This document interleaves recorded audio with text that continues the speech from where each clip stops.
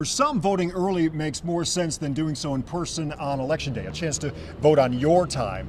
Avoid any possible crowds, potential headaches with a new polling location, too. Over the years, there have been quite a few polling location changes and consolidations. News 5's Clay Lepard joining us live right now outside the Portage County Board of Elections. And Clay, what did you learn when you went digging through all that data? Rob, in many parts of Northeast Ohio, there are hundreds of fewer polling locations for this election compared to 12 years ago. A good reminder that if you're not voting early, to double check your Election Day polling location to see if it's changed. Here in Portage County, there are more than 54 polling locations for Election Day. Back in 2012, there was more than 70. On Election Day, Claudia Zimmerman loved walking to her polling place in South Euclid. There's just a camaraderie of knowing you're surrounded by people who care as much about democracy as you do when you walk into a booth. But like punch cards and hanging chads, that's become a relic of elections past. The first couple of years that we lived up here, we voted in person. And then last year, everything changed. The church she voted at closed as a polling location. That meant the end of her 4-minute walk, and instead being redirected to another polling location that would mean a walk of 35 minutes.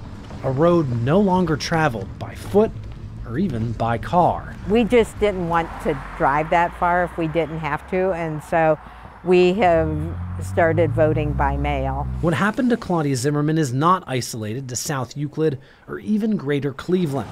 A News 5 investigation uncovered that there are fewer Election Day polling locations. Take Cuyahoga County. Back when President Barack Obama faced off against Mitt Romney in 2012, there were 423 different polling places.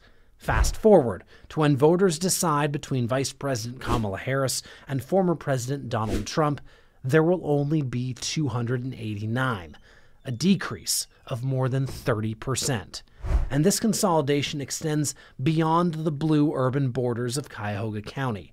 County after county we looked at show dozens and dozens of polling locations closed over the last 12 years. Elections are getting a little more difficult. As the Ohio director for the nonpartisan advocacy group All Voting is Local, Kayla Griffin Green says this can put a strain on how elections are run and how voters head to the polls. To go to vote somewhere near your home is really important so that you can go on with your day, because Election Day is not a national holiday. So it's really difficult if a person has to drive or take a bus to a location that is far away from their home. The reduction in polling locations is an efficiency. Mike West at the Cuyahoga County Board of Elections argues it makes more sense. He says there is less need for physical polling locations because more people are voting by mail or voting early. But sometimes he admits losing a polling location is outside their control. Sometimes the church or the school or the library, they might be under renovations. They might decide that they don't want us there anymore.